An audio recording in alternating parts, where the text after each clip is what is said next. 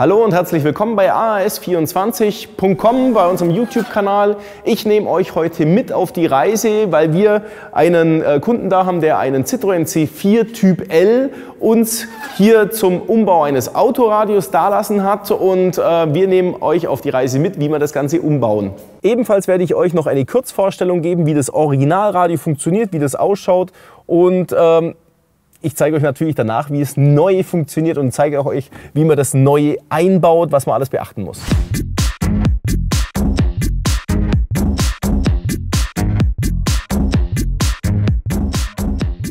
In diesem Citroën C4 Typ L finden wir in der Regel als Serienausstattung so ein Eindienradio, das hier überhalb der Klimaeinheit ist und das man austauschen kann. Und wir zeigen auch hier, wie die jetzige Funktion des Autoradios ist, weil wir hier das auch bedienen können mit der Lautstärke laut und leise. Wir können skippen nach vorne oder mit der Taste können wir das auswählen, welchen voreingestellten Sender wir zum Beispiel abrufen wollen und dann schaltet er entsprechend um und die Stummschaltetaste. Das Ganze hat hier im Fahrzeug drin ein extra Display für unser Autoradio, weil wie man es hier sieht, hat unser Eindien-Autoradio gar kein eigenes Display und nutzt dieses Multimedia-Display vom Citroën mit, wo eben auch Funktionen wie der Bordcomputer oder die Uhrzeit und so weiter angezeigt werden. Und was finden wir hier sonst noch? Wir haben hier ziemlich cool gelöst ein Fach, wo man aus Handy entsprechend reinlegen kann. Hier zum Beispiel in meinem Auto persönlich vermisse ich sowas, so ein ganz normales Ablagefach. Hier ist es aber ganz cool und aufgeräumt. Da könnte man mal schauen, ob man USB sogar mit einbauen kann hier, wenn wir es jetzt eben schon alles neu einbauen. Und die restlichen Tasten hier am Lenkrad sind für andere Funktionen, für Fahrzeugfunktionen wie Tempomat und so weiter. Da brauchen wir jetzt nicht weiter drauf eingehen. Uns interessieren eigentlich vorwiegend die Audioeinstellungen. Was ich bei dem Fahrzeug ganz cool finde, dass das Ganze hier stehen bleibt und ich, egal welche Kurve ich gerade fahre, ich kann hier praktisch immer bedienen und habe die Tasten an derselben Stelle. Es gibt ja auch die Autos, wo die ganzen Tasten auch mitgehen, wo ich während dem Lenken auch bedienen kann. Sowohl das eine wie das andere hat wahrscheinlich seine Vorzüge und Nachteile, egal. Wir haben hier in dem Auto noch zusätzlich eine PDC, also eine Park Distance Control, wo dann piepst, wenn ich nah auffahre, also nach hinten. Ich weiß jetzt gar nicht, ob das vorne auch hat, müssen wir gleich nochmal gucken. Die werden wir wieder mit in Funktion bringen, obwohl wir das Autoradio austauschen. Wie das alles funktioniert, zeige ich euch jetzt. Wir haben vom Kunden noch den Hinweis bekommen, dass die PDC hier in dem Fahrzeug irgendwie manchmal nicht richtig funktioniert. Also ohne, dass jetzt das Autoradio schon getauscht wurde und jemand sagt, naja, ist ja klar, wenn hier was getauscht wird. Das haben wir hier vorab schon. Der Kunde sagt, oh, er hat sich in den ein oder anderen Foren schon durchgelesen. Er ist wohl nicht der Einzige. Ob das jetzt wirklich ein Serienproblem ist bei dem Fahrzeug, weiß ich nicht. Nur an dieser Stelle hier erwähnt, PDC scheint hier der ein oder andere irgendein Problemchen mit zu haben. Insofern kann sich jeder jetzt entscheiden, ob er die danach überhaupt mit funktionsfähig haben mag. Das hängt nämlich von dem Lenkradinterface ab, welches wir einbauen. Wir bauen hier ein, dass erstmal alles wieder so funktioniert wie vorher. Ich habe jetzt hier einen ganz kurzen Soundcheck gemacht, zu hören, wie die Originalanlage klingt. Im Bassbereich geht die sogar bis zu einer gewissen Lautstärke, kann man sagen, hey, gar nicht mal so schlecht. Obenrum finde ich es ein bisschen matt, der Hochtöner klingt ein bisschen ja, nicht so spielfreudig, aber für den normalen Gebrauch würde ich sagen, kann man es wahrscheinlich auch lassen. Mir ist jetzt gerade eben bloß aufgefallen beim Sendersuchlauf, beim UKW, wir haben ja jetzt aktuell nur UKW drin und jetzt habe ich irgendwie einen schlechten Empfang. Er haut über alles drüber hinweg ab. Jetzt ist es wieder gerade da. Jetzt schauen wir aber mal gerade, was wirklich mit der Antenne hier los ist. Irgendwas scheint hier nicht zu passen. So, was haben wir denn hier? Okay, das ist natürlich kein seltener Einzelfall, sondern hier sieht man ganz deutlich, hier war der Marder schon mal richtig dran. Diese ganzen vielen kleinen Einbisse hier, mit der Marder mit seinen scharfen Zähnen hat hier schon alles zusammengebissen bis oben hin. Das Ding ist ziemlich mürbe. Ich würde sagen, bevor wir hier anfangen, tauschen wir hier erstmal den Antennenstab aus. Sowas kriegt ihr natürlich selbstverständlich auch bei uns im Webshop als Ersatzstrahler. Wir machen erstmal einen neuen drauf und dann können wir das neue Radio einbauen. So, geil, wir haben die richtige Antenne gleich im Haus. Machen wir die mit drauf. So, super, schaut doch auch schon wesentlich schicker aus. Schauen wir mal, ob sie funktioniert. So, UKW-Empfang ist jetzt richtig, jetzt kann es losgehen. Wir bauen einfach mal das Radio aus. In unserem Fall ist das RD4 oder wie heißt das gute Stück? Schau, hier drauf steht sogar Blaupunkt RD4. Dazu gleich mehr. Wir können jetzt die alte Antenne können wir abstecken und wir können den Quadlock-Stecker ausstecken. So, damit haben wir das Radio schon mal weg und haben unseren Quadlock und unseren Antennenanschluss hier. So, Zündung natürlich aus. Dem Kunden war jetzt wichtig, dass er ein neues Radio bekommt, auch mit Bluetooth-Einrichtung, dass er freisprechen kann und natürlich auch drahtlos die Musik streamen kann. Und wir bauen jetzt den Alpine, die UT92BT ein und machen mal kurz ein Unpackaging-Video. So, das machen wir jetzt im Schnelldurchflug. Anleitung ist natürlich mit dabei vom Radio. So, und was haben wir hier noch? Einmal das Radio. So, dieses Eindienradio bauen wir jetzt ein. Wir brauchen dazu natürlich den Stromanschlussstecker vom Alpine-Gerät oder von jedem anderen Gerät, ist eigentlich egal. Es kann natürlich auch ein Kenwood sein. Das ist unser ISO-Anschlussstecker vom Autoradio, den wir natürlich hier einstecken. Klick. Und haben jetzt unseren pauschalen ISO-Stecker mit unserer Stromversorgung. Wie wir das gleich anstecken, zeige ich euch gleich, warum das hier verschieden steckbar ist. Und was haben wir noch? Wir haben einen Antennenadapter, wie wir schon gesehen haben gerade eben. Wir haben einen FACRA-Anschluss im Fahrzeug drin. Das heißt, wir brauchen hier diesen Antennenadapter. All diese Adapterteile als Link geben wir euch unten im Videobeschreibungstext mit dazu, damit ihr wisst, welche Artikel ganz genau das sind. Wir brauchen ein Lenkrad-Interface.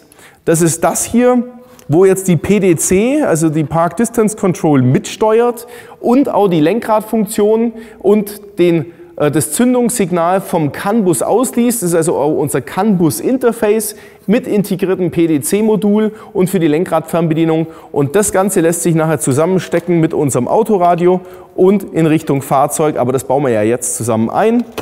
Und wir brauchen noch eine Radioblende, jetzt keine ganz spezifische, weil der Citroën C4 Typ L hat bereits einen Eindienrahmen, aber der von der Tiefe her nicht richtig passt. Deswegen brauchen wir jetzt nur so eine Art Distanzrahmen. Auch die Artikelnummer haben wir unten im Videobeschreibungstext drin und wir bauen jetzt einfach mal alles ein. Weil unser Bluetooth-Gerät natürlich auch ein externes Mikrofon mit im Lieferumfang mit dabei hat, müssen wir das jetzt auch noch verlegen. Und dazu gehen wir jetzt einfach mal wieder ins Auto zurück. Ich habe mich jetzt gerade im Fahrzeug für das Mikrofon ein bisschen umgeschaut.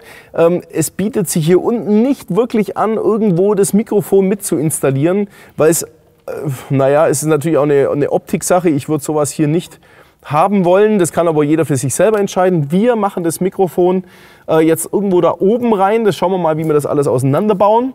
Und ziehen das Mikrofonkabel vom Radioschacht hinterm Handschuhfach über die A-Säule, über die Sonnenblendenverkleidung hier unterm Himmel bis daher. Ist jetzt nicht allzu schwierig. Ich zeige euch, wie das funktioniert. Machen wir mal das Handschuhfach auf, schauen uns die ganzen Verkleidungsteile hier an. So, das lässt sich, glaube ich, wegklippen. Das ist alles nur gesteckt. Dann kommen wir schon mal ein ganzes Stück hier hinten rein. Und wenn ich jetzt da durchschaue, dann sehe ich schon, dass es da hinten wieder hell wird vom Autoradioschacht. Das heißt, wir können jetzt hier mit einem Stab durchgehen, bis daher das Kabel rumzulegen, ohne das Handschuhfach auszubauen und das Kabel oben rumzuführen. So, wir haben hier so ein Durchzugsband, das ist gar nichts Besonderes. Mein Gott, schau mal, und schon habe ich es hier. Das war jetzt eine Sache von ein paar Sekunden. Da hängen wir unser Mikrofonkabel dran. Bevor wir das jetzt direkt hier dranhängen, schauen wir doch gleich, wie es weitergeht. Ich komme jetzt von oben von der A-Säulenverkleidung. Die müssen wir jetzt auch noch gleich demontieren. Also komme ich doch gleich von oben durch und schaue, dass ich diesen Stecker, solange ich den noch easy von oben nach unten hängen lassen kann, bekomme.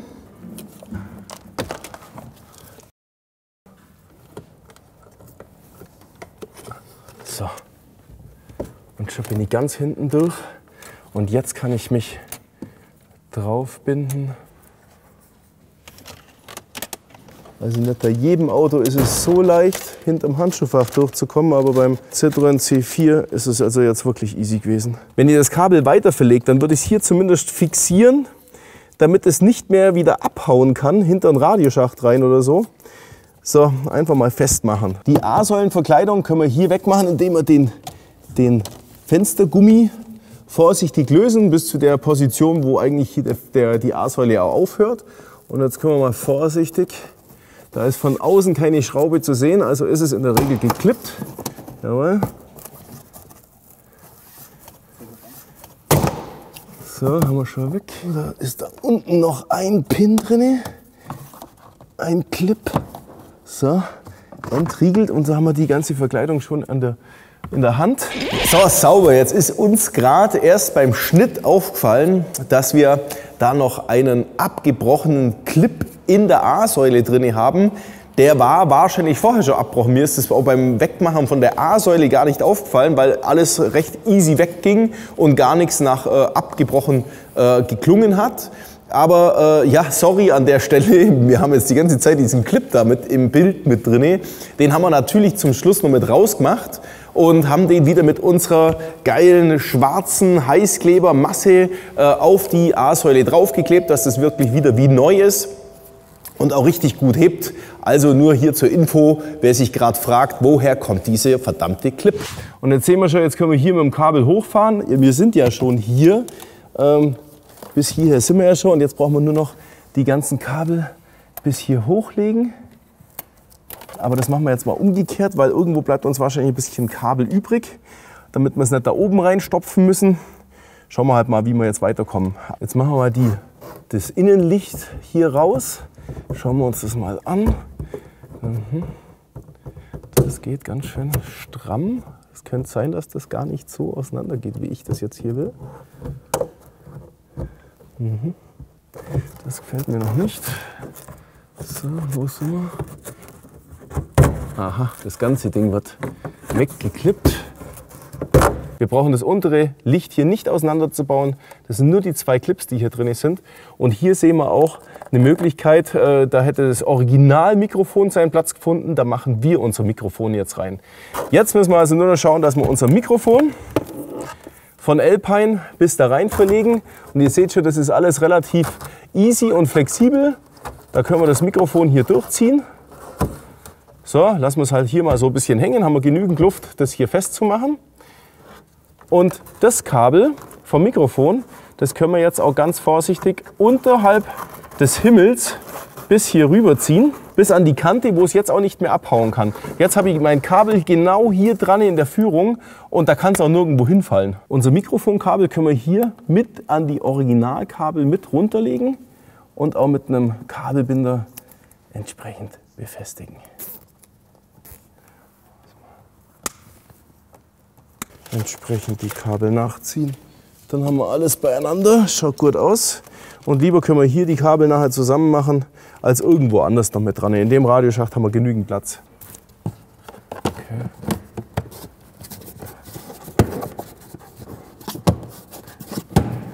So. Bevor wir jetzt noch Sachen auf den Sitz drauflegen, machen wir mal lieber noch unsere Schonbezüge drüber und schonen unser Auto.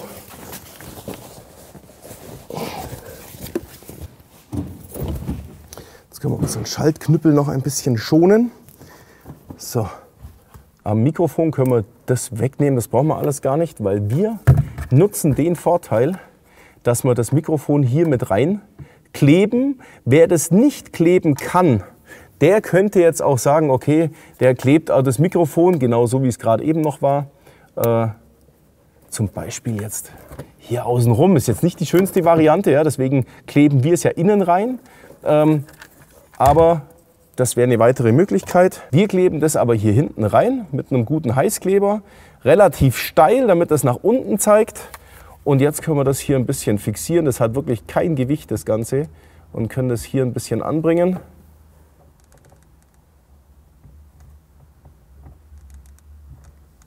Das war's schon.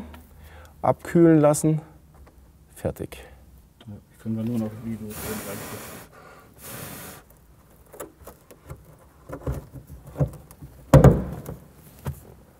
Ja. Mikrofonkabel rein damit. Jetzt haben wir alles hier. Wir haben unser Antennenkabel, wo wir jetzt auch gleich unseren Adapter drauf machen können mit Phantomspeisung. Klick, passt perfekt. Passt nachher auch perfekt in unser Autoradio. Und jetzt haben wir unseren CAN-Bus-Adapter, unser Lenkradinterface und alles in einem vereint. Wie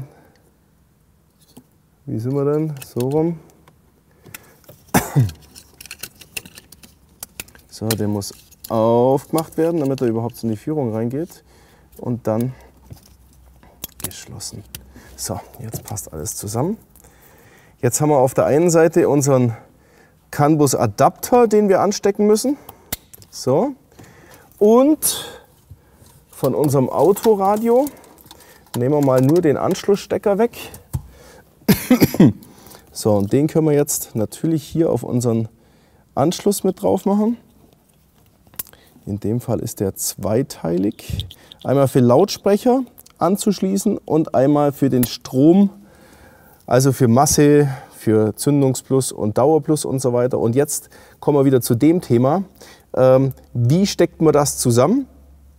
In dem Fall können wir Orange zu Orange stecken, weil die Illumination, also die Beleuchtungsgabe, ob Licht an oder Licht aus, ist unser orangenes Kabel, das ist immer das gleiche. Und jetzt gibt es spezielle Vorrichtungen bei VW und so weiter, wo Zündungsplus und Plus miteinander vertauscht ist. Deswegen gibt es bei Alpine oder bei anderen Autoradioherstellern genauso diese Sache, dass das bereits zum Stecken ist, damit wir nachher das auch umstecken können, dass wir sagen, okay, Moment mal, wir haben hier eine vertauschte Situation zwischen Schaltplus und Dauerplus. Das würde sich bemerkbar machen, indem der Speicher nicht funktioniert. Das heißt, ich mache das Radio mit das Fahrzeug aus, die Zündung, mache danach wieder an und die ganzen Speicher sind alle weg. Dann weiß ich, alles klar, ich muss die zwei Kabel miteinander verdreht anschließen. Wir machen jetzt mal absichtlich hier Gelb auf Gelb, Rot auf Rot. Das wird in dem Fall auch passen. Und das andere wäre jetzt noch dieser Remote für unsere elektrische Antenne, also für unsere Phantomspeisung.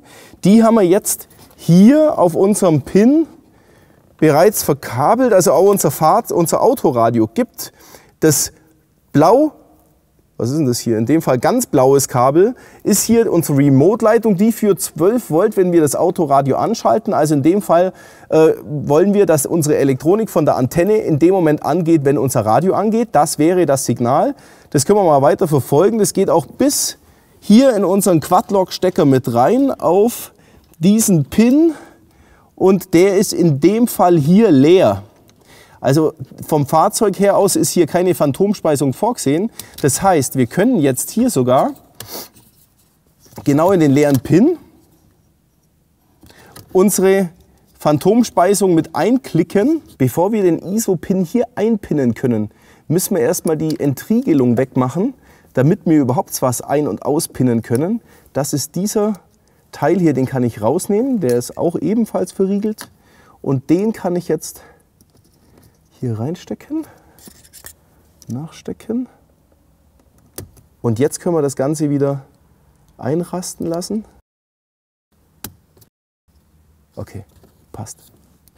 Geht nicht mehr raus. So, ihr seht, ich habe jetzt unser Remote-Kabel von der Phantomspeisung in mein Original-Pin, wo noch nichts drin war, eingesteckt. Komme jetzt wieder mit meinem Adapter, wo jetzt zum Autoradio geht und hier bereits das blaue Kabel einmal, man muss wirklich darauf achten, dass das Kabel durchverbunden ist und bis hier vorne hin auf den richtigen Pin drauf geht. Also das blaue Kabel hier muss natürlich jetzt auf mein blaues Phantomspeisekabel drauf. Damit haben wir unseren Phantomadapter auch schon angeschlossen. Dann können wir mal ein bisschen auf Seite tun, dann wird es übersichtlicher. Für alle, die jetzt sagen, das habe ich noch nicht ganz richtig verstanden mit dem blauen Kabel, bis das durchverbunden ist, bis ganz vorne hin.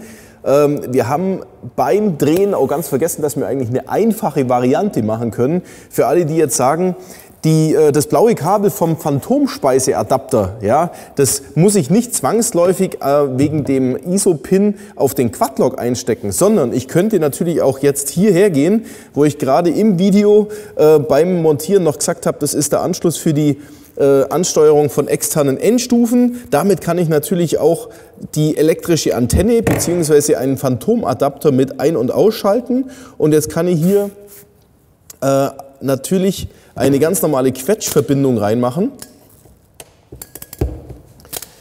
und kann mir das direkt zusammenpacken. Mache den Pin einfach weg, mache eine Quetschverbindung dran. So, und jetzt habe ich die ja im Auto drin und jetzt umgehe ich diesen ganzen Kabelgewirr und mache es einfach direkt zusammen. Das wäre natürlich die Variante, die eigentlich, denke ich, so ziemlich jeder hinbekommt. Und jetzt haben wir eigentlich fast alles fertig, bis auf unseren Anschluss, der nachher ans Autoradio gehen muss. Den stecken wir hier mit ein. Klick. Und der geht jetzt auf unseren Alpine. Das können wir mal wegtun. Den freien Stecker müssen wir auch noch mit in das CAN Bus Interface mit einstecken. Klick. So. Und jetzt haben wir alles, was wir brauchen, zur Verfügung. Wir haben eigentlich keine freien Stecker. Diese einzelnen Kabeln, das wäre jetzt noch eine Ansteuerung für weitere Endstufen zum Beispiel. Das tun wir auch noch isolieren, damit da ja nichts mehr dran kommt. Und wir hätten jetzt hier noch eine Radio-Mute-Taste, wo kein Mensch mehr braucht, für externe Freisprechanlagen. Wir haben jetzt die Freisprechanlage bereits integriert. Und es bleibt jetzt keine Frage mehr so weit übrig. Also können wir jetzt mal alles anstecken. Fangen wir an mit unserem Remote von der Lenkrad-Fernbedienung. Das ist dieser Stecker und der wird hier unten eingesteckt, weil das Mikrofon hat zwar den gleichen Stecker, auch mit 3,5 Klinke, da steht aber extra Mikrofon auch dran. Weiter natürlich mit unserem Stromanschlusskabel. So, und unser Antennenanschlusskabel vom UKW. Und damit haben wir jetzt alles angeschlossen, was wir brauchen. Und jetzt machen wir mal unsere Zündung an.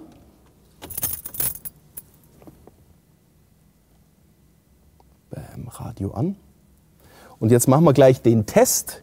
Wenn ich jetzt hier, das gehen wir jetzt mal rein, USB, Bluetooth, AUX, Tuner.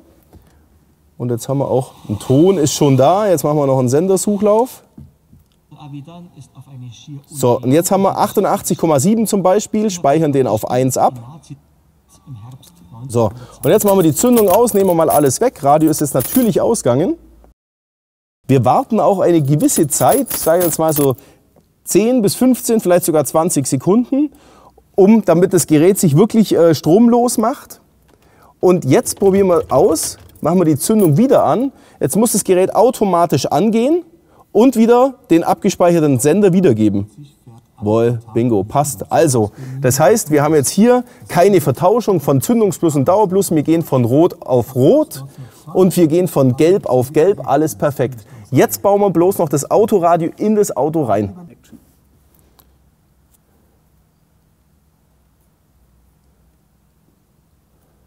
So. Wir haben ja jetzt gecheckt, dass alles funktioniert. Um das Gerät jetzt richtig einzubauen, stecke ich nochmal alle Verbindungen ab. So, tun wir das Radio auf die Seite. Halt. Wir brauchen jetzt unseren Montagerahmen vom Fahrzeug, vom Autoradio, das wir natürlich jetzt im Radioschacht verankern müssen. So, und jetzt machen wir mal unsere ganzen Teile, die wir eigentlich so gar nicht brauchen, schön auf die Seite, damit die weg sind. Bis auf die Sachen, die wir natürlich anstecken müssen. So, alles andere schön hinten rein. Hier im C4 ist wirklich extrem viel Platz. Da brauchen wir gar keine Bedenken haben, können wir mal gerade so lassen. Und jetzt schauen wir uns an, was passiert, wenn wir den Rahmen hier reinmachen. Der ist nämlich jetzt extrem weit unten. So, der hat sich jetzt selber schon verriegelt. Und wenn wir das Radio jetzt reinmachen würden, ich zeige das mal, indem wir nur den Rahmen hier nehmen. So, das würde ja jetzt hier so ausschauen. Ja, das wäre sehr hässlich. Also müssen wir das tatsächlich so weit rausbauen, damit es nachher so ausschaut und dementsprechend den Unterbaurahmen mit unseren Einbau-Plastikrähmen unterlegen, damit es so weit rauskommt, dass man sonst nichts mehr sieht, dass das einfach gut ausschaut. Ich versuche es jetzt mal mit dem breitesten Rahmen, wo in dem Einbauset mit drin liegt. Wie gesagt, welche Rähmen das sind, das seht ihr ja bei uns im Videobeschreibungstext von der Artikelnummer. Und wir machen den jetzt mal so rein, dass wir ziemlich weit rauskommen. So wäre der jetzt fest. Jetzt können wir den gleichen Test wieder machen mit unserem Einbaurahmen und wären jetzt so. Halt, passt es so? Das Gerät baut auch noch ein bisschen auf. Ich würde sagen, wir probieren das jetzt mal komplett aus. So, der einzige Rahmen hier alleine, der dickste, der reicht tatsächlich nicht aus. Ich probiere jetzt den zweiten noch mit dazu. Das probieren wir jetzt noch mal aus. Könnt ihr jetzt mir überlassen. Ihr könnt es danach gleich richtig machen.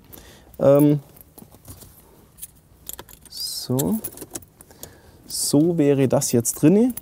Man könnte tatsächlich jetzt den etwas kleineren Rahmen noch nehmen, weil man sieht, eigentlich sind wir da unten schon ein bisschen drüber. Wir probieren den anderen Rahmen noch aus. Also wir nehmen den zweitkleinsten weg, machen den kleinsten dazu. Damit sind wir jetzt wahrscheinlich so 1 Millimeter oder 2 noch weiter drin, wie gerade eben. Und jetzt haben wir oben wie unten hier an der Seite, schließt schön ab. Ja, das lässt sich also in dem Fall auch nicht vermeiden. Das ganze Ding ist so rund, aber ich glaube, das ist absolut akzeptabel. Das schaut gut aus.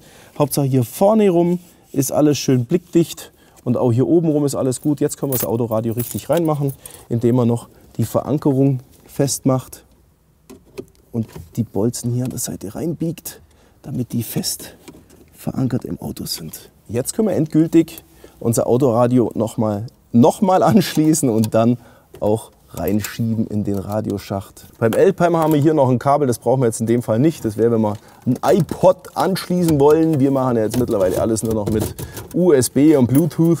So, jetzt haben wir den fest. Das hebt noch nicht, dann müssen wir den ein bisschen zurückbiegen.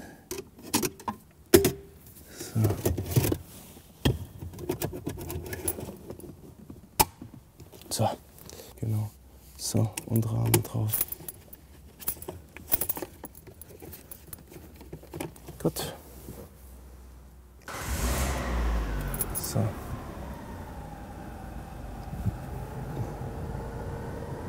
So, wir können natürlich auch gleich die Farbeinstellungen vornehmen für das Fahrzeug, damit das hier optimal zusammenpasst. Dull Amber, Dull Yellow. So, und das passt ja jetzt von der Farbe her echt gut zusammen. Wir können es wahrscheinlich noch... Nö, hier ist es echt perfekt. Lassen wir es doch gleich so. Enter. Raus. Fertig. Und jetzt können wir unsere Lenkradfunktionstasten ausprobieren. Wir können hier am Lenkrad laut und leise machen, ganz klar. Wir können nach vorne skippen, beziehungsweise hier die Sender-Stationsanwahl machen. Und Mute können wir auch machen. Also alle Lenkradfunktionstasten, die gerade eben gingen, gehen jetzt auch.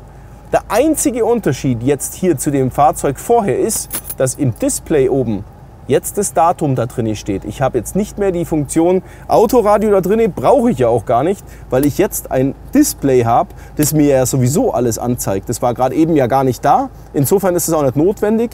Es funktioniert alles wieder genauso wie vorher. Es fällt auch gar nicht auf, dass gerade eben hier noch Display-Funktionen mit drin waren. Wer braucht's? Keine Ahnung, niemand. Das war's. Allzu schwierig war es ja jetzt nicht, das Ein-DIN-Radio hier reinzubauen. Dennoch wollten wir euch auf die Reise mitnehmen. Wegen diesen ganzen CAN-Bus-Interfaces haben wir noch mal kurz drüber geredet. Und auch wegen der Einbautiefe ist, glaube ich, auch noch mal erwähnenswert gewesen. Wir wissen jetzt, Lenkradfernbedienung funktioniert alles wieder. Auch die PDC mit unserem PDC-Modul funktioniert. Dass man hier drauf verzichten muss, okay, aber dafür haben wir da unten unser Display ergänzend hinzu. Also ich vermisse hier überhaupt gar nichts, außer dass wir jetzt einen besseren Sound haben. Und natürlich Bluetooth jetzt mit dabei haben. Und jetzt kann ich noch, wie mit jedem anderen Gerät, mein Handy mit dem Radio koppeln, freisprechen und Musik schnurlos streamen und über mein Autoradio wiedergeben. Wir haben jetzt ein Autoradio eingebaut mit USB auf der Front. Wer ein Autoradio hat, wo ein Rear-USB-Ausgang hat, also auf der Rückseite, der kann wirklich hier dieses Fach nutzen und hier ein kleines Löchlein reinmachen und das USB-Kabel bis hier reinlegen. Das ist einfach wie angegossen dafür in dem Fahrzeug. So, jetzt wünsche ich allen Citroën C4-Fahrern viel Spaß beim Umbauen in ihrem Auto. Danke fürs Zuschauen. Ich bin's, euer Olli.